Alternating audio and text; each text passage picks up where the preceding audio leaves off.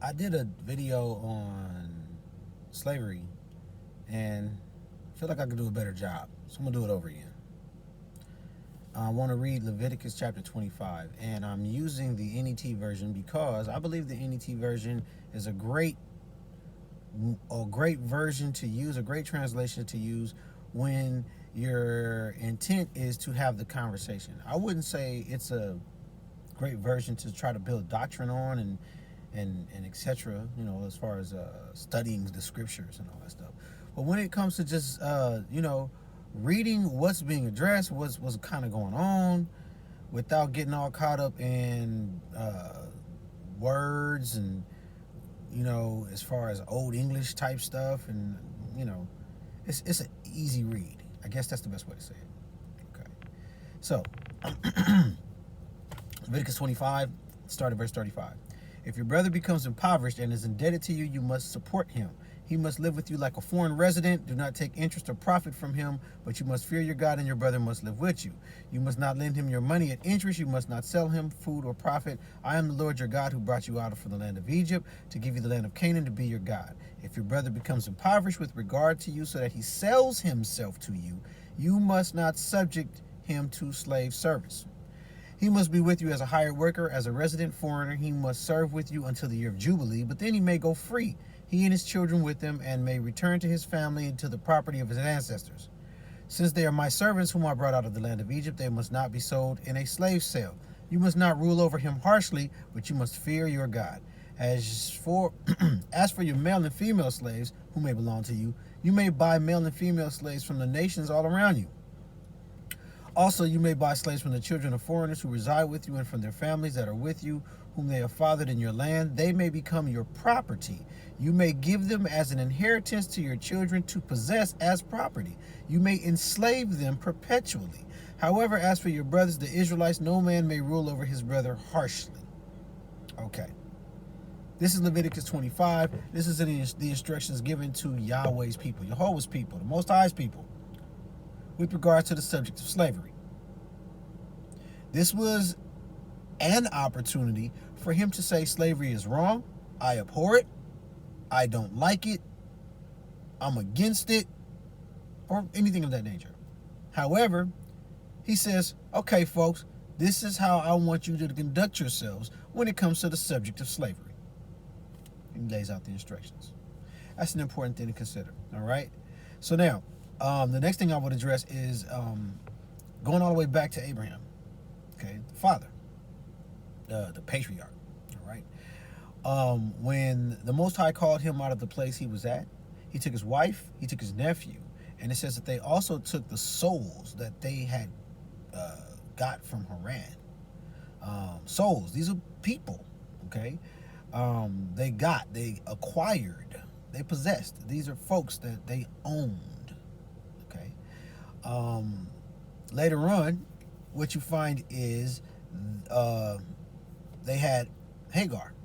And when Sarah decided, hey, I want to have a son and I can't have no babies, so she says, Hagar, you're going to have a baby. Okay. Now, it was a thing for people at the time to go from place to place, and they had virgins and handmaidens that they had the option to keep for themselves or to transfer ownership to somebody else. Okay. Now, in today's day and time, you walk around or you travel around, you cross state lines with maidens and virgins that you will either have for yourself or transfer ownership to someone else, and that would be identified as human trafficking, pimping, pandering, pedophilia, abuse, etc. All right. This is an observation. I'm observing what happened then. I'm observing how it works now. Okay. All right. So when Sarah tells Hagar, hey, you're going to marry my husband and you're going to have a child by him, this is not how it works with maids and butlers. A lot of people look at servants when they look in the scripture and they go, see, they were servants, they weren't slaves, and they kind of mess with the words between servant and slave.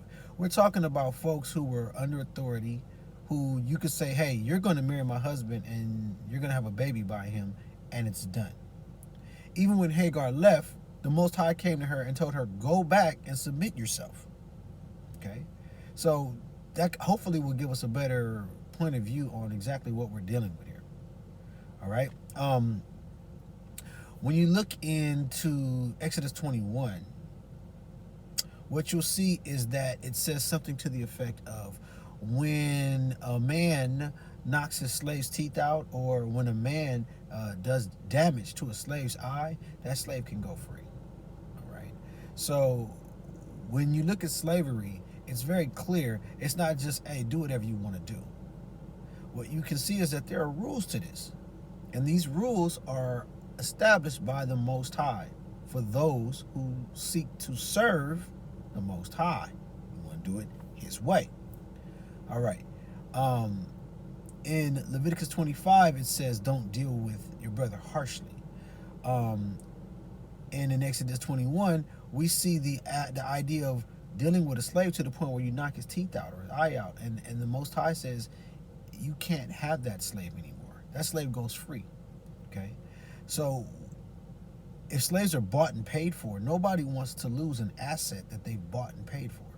So that would definitely translate to the person, hey, I don't want to lose my slave. Therefore, I must handle my slave with a certain degree of honor, a certain degree of restraint, control. Okay? In Exodus chapter 1, one of the first things that is addressed when the Egyptians enslaved the Israelites was the fact that they were dealing with them harshly. Okay? There's an actual Hebrew word, and it is H6531. I'm not going to try to pronounce it. I will type it up so that you can hear it, and we can talk about it a little bit to just get hopefully a more solid point of view on how this whole thing works and etc. All right. So this is how you pronounce the word. Strong's H6531. Perech. Perech. All right. That's my effort to say it, which was probably lousy, but there you have it. All right. So when you talk about this idea, this is the term that's used to talk about how the Egyptians were treating the Israelites. This is the idea of knocking your slaves' teeth out. And when you look at how they were treating the Israelites, they treated them so bad, it even got to the point where they were murdering their children. Okay, they went way past the line. Okay, murdering their children. If you look in the Greek Torah, if you look in the Torah in Greek, it's I use the ABP, Apostolic Bible Polyglot. ABP, look it up. Basically, the term is G2697.2, and that term is only found 3 times in there, in the entire Genesis through Malachi, and it's all in Leviticus 25, and every time it's translated into English as violence. Okay, so it gives you a better picture of what this idea is of what was going on between the Pharaoh and the Israelites, or what's going on between the person who's knocking their slave's eye and teeth out. Okay, Yahweh is against it. Yahweh is not for that at all. It displeases him. Okay, so you have that. All right. So then you ask yourself, okay, well, let's look back at Sarah and Hagar. Once Hagar got pregnant, didn't it say that Sarah dealt with Hagar in some kind of abusive way? What it says is that Sarah dealt with Hagar, and I think at least in the King James version, it would use the word, I believe, hardly, if I'm not mistaken, but it's a different word originally, or at least in Hebrew. All right, it's H6031. Okay, I'm going to bring that up real quick because it's different. H0631.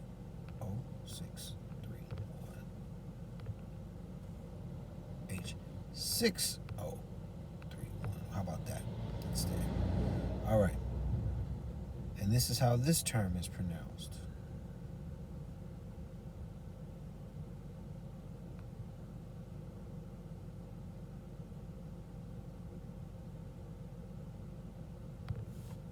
Strong's H6031. Anah. Anah. Anah. All right. So now, when we look at this term, you'll see it a few different places. And the connotation of violence, the violence component, doesn't seem to really be there the same way. When you look at Shechem, for instance, it says that Shechem, this is the guy that took Jacob's daughter. And Jacob's sons got involved, and all Shechem's folks got wiped out, right? But what it says is that Shechem took Jacob's daughter, and Anah happened, okay? Now, a lot of us believe that he actually had sex with her. That's not a far-fetched idea. But the way it's described is that it was Anah, okay? So when a man necessarily makes love to his wife, maybe that's not the same thing, okay? But that's what happened with Shechem. All right, so when Yahweh sent Moses and Aaron to approach the Pharaoh, they said to the Pharaoh, Yahweh wants to know, how long are you going to wait before you Anah yourself? Okay, so again, Anah is something that a person can actually do to themselves. All right, even when you talk about Sarah and Hagar, it says that Sarah Anah Hagar. Okay, some kind of negative experience. But when Hagar left, Yahweh told her to go back and Anah yourself. Wow. So someone can do this to you, or you can do this to yourself. So the violent part of it doesn't seem to be such a violent thing, especially if you're going to do it to yourself. Or let's continue looking. In Exodus 22, Yahweh speaks against Anah to widows and children. Okay, Exodus 32 says he hears those who Anah. Okay. Maybe to even have a better understanding of him hearing those who Anah, when you look at Leviticus and it talks about the Day of Atonement, it says to Anah your souls. So, you know, in English, afflict your souls, you see that all the time. This is a thing where you're doing something to yourself, all right? Or at least in that context in Leviticus. Numbers 30, it talks about how a husband can establish or void out vows or oaths to Anah his wife's soul. Okay. In Deuteronomy, Yahweh says that one of the reasons why he had the Israelites in the wilderness for 40 years was to Anah them. Okay. Deuteronomy also talks about death to a man who Anahs his neighbor's wife. Okay. Or the man who Anah a virgin, and then he has to pay some kind of penalty to the father for what he did. Okay. When you look at David, with the whole Absalom incident, it all started with one of his sons Anah-ing one of his daughters. All right. So now we understand Anah is different than, I think it was Perech. I think that's how you pronounce it. These are two different things. Neither one of them sound delightful, but one is clearly something that the Most High is against. The other one, it's better to look at the context and see what's going on. Sometimes he hears people that do it to themselves on the day of affliction. Israelites are required. It says if you don't do it, you're out of there. So it's interesting, or at least it's worthwhile taking a closer look at that. All right. Now,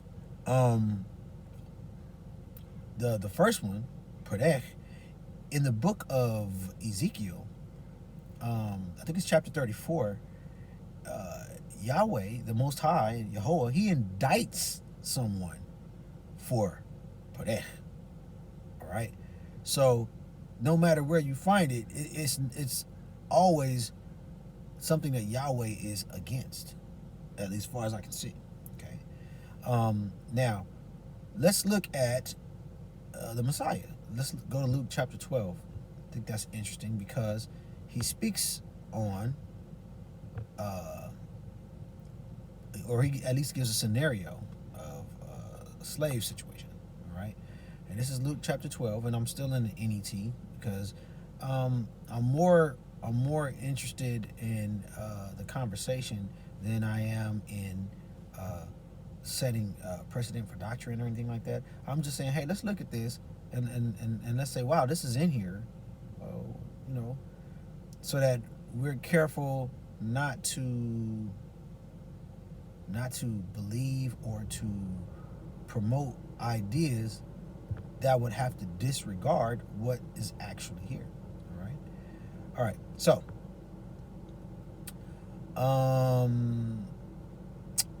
I'll start at verse 37. This is Luke 12:37. All right. Blessed are those whose slaves. No, let me start over. Blessed are those slaves whom their master finds alert when he returns. I tell you the truth, he will dress himself to serve, have them take their place at the table, and will come and wait on them. So this master, if he finds the slaves alert when he returns, will dress himself to serve, have them take their place at the table, and he will come and wait on them. Okay, who's this master? Even if he comes in the second or third watch of the night and finds them alert, blessed are those slaves. Okay. But understand this, if the owner of the house had known what time the hour would But understand this, if the owner of the house had known at what hour the thief was coming, he would not have let his house be broken into. The owner of the house is not talking about the master, I don't believe. The owner of the house is the slave who's left in charge to run everything. All right? Consider who the owner of the house would be in 2020. The person who's in authority, who's been placed in authority by the master to oversee things until the master returns. All right, verse 40. You must also be ready because the Son of Man will come in an hour when you do not expect him. Okay. Then Peter said, Lord, are you telling this parable for us or for everyone? The Lord replied, who then is the faithful and wise manager whom the master puts in charge of his household servants to give them their allowance of food at the proper time? Blessed is that slave whom his master finds at work when he returns. I tell you the truth, the master will put him in charge of all his possessions. But if that slave should say to himself, my master is delayed in returning, and he begins to beat the other slaves, both men and women, and to eat and drink and get drunk, then the master of that slave will come on a day when he does not expect him, and at an hour he does not foresee, and will cut him in two and assign him a place with the unfaithful. Wait a minute. Somebody who the master puts in charge until he returns. This person has been placed in charge under the authority of the master.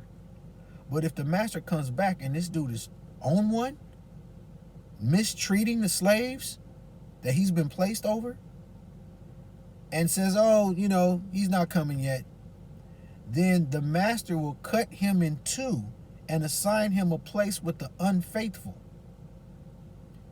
If the master is the Messiah, what do we understand the ultimate place of the unfaithful to be? That's a whole nother conversation. That servant who knew his master's will but did not get ready or do what his master asked will receive a severe beating. Who has the authority to greenlight a severe beating? The master does. But the one who did not know his master's will and did things worthy of punishment will receive a light beating. From everyone who has been given much, much will be required, and from the one who has been entrusted with much, even more will be asked. For those of us who believe the Messiah to be the master in this parable, then what we're looking at is a master who administers being cut in two, who administers severe beatings and light beatings. And he does all this to his slaves, those who he owns, possesses, he has acquired. Okay? This is definitely part of the conversation. If the idea of a slave having a master that beats them doesn't sit well with your religious beliefs, duly noted. All right. Even when you look at Paul, a lot of people view Paul as an authority. Okay. Paul says in Ephesians 6, Colossians 3, 1 Timothy 6, and Titus 2 that slaves are to have a certain attitude and behavior and cooperation with their master. Do what they tell you to do, have the right attitude, do a good job. And he even tells the slaves why. He says, so that you rightly represent who the Messiah is. So the slave is like, if this is the situation I'm in, then this is the type of slave I'm going to be. I want you to imagine that slave being severely beaten. Doesn't make any sense. Or lightly beaten. Doesn't make any sense. Matter of fact, mistreatment of slaves, panach, abuse, is something that Yahweh is not in approval of. The Most High is not with that. Now, I realize that in United States history, there was a period of time where there was a certain degree of slavery going on. Some of us will say there's still slavery going on, which I'm inclined to agree with. But I'm not talking about that right now. There was a time where black folks was stuck on a plantation and had to serve the master hand and foot. Sometimes the owner was black too, by the way. That's something to look up. But nevertheless, the slaves were almost always black. So these black folks were on the plantation. The consensus of those who are in Christianity and outside of Christianity is, oh, it was just wrong. Slavery was just wrong. I know, I'm aware that you guys believe that, and I can understand why you might believe that. The book don't say that. The scripture don't say that. The Most High don't say that. The Messiah don't say that. The apostles don't say that. But I can understand that there are people who say things that the Most High, the prophets, the Messiah, and the apostles don't say. Okay? It's not authoritative, but, you can say what you want to say. And then we realized that there were times where slaves were so abused. Sometimes they was killed. They was raped. All kind of terrible things. According to the Most High, that's unacceptable. When you abuse a slave past a certain, when you abuse a slave, there's a difference between discipline and abuse. When you cross what Yahweh draws as the line, according to him, that slave should go free. There is no history of that going on in U.S. history of slavery, where the master abused the slave and therefore the slave was set free. What we see is that these folks used the Bible to manipulate slaves. They may have used the Bible to control or influence the slaves, but they mishandled the Bible. That's something that's happened in Christianity. That's another conversation.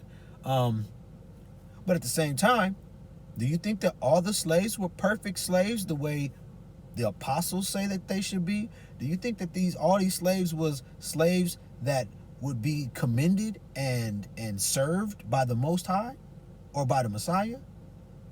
I highly doubt it. Which means that some of these slaves who were being disciplined beating a slave severely, beating a slave lightly. Okay? That's not knocking their teeth out and knocking their eyeballs out. Okay? Now, mind you, some will go, well, it was still wrong. Everybody has a right to their opinion. So does the Messiah. Right? So if it was the Messiah's opinion that such a thing was wrong, okay?